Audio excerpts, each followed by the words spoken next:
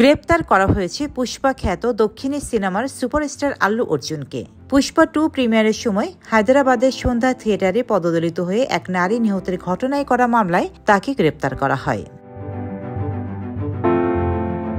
জানা যায়, ছবির সঙ্গীত পরিচালকের সঙ্গে সেখানে উপস্থিত ছিলেন আল্লু অর্জুন। প্রিয় অভিনেতাকে এক ঝলক দেখতে ওই হলে মাত্রাতিরিক্ত ভিড় হয়।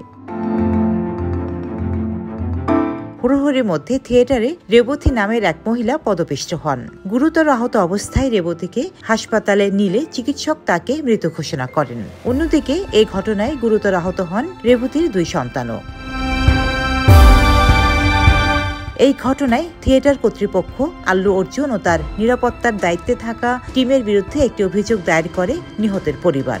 পরে সেই অভিযোগের ভিত্তিতে ভারতীয় ন্যায় সংহিতা আইনে মামলা হয় অভিযুক্তদের বিরুদ্ধে।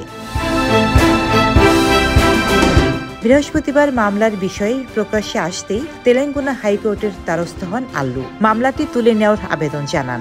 যদিও আবেদনের 24 ঘন্টা পেরোনোর আগেই তাকে শুক্রবার গ্রেপ্তার করা হয়।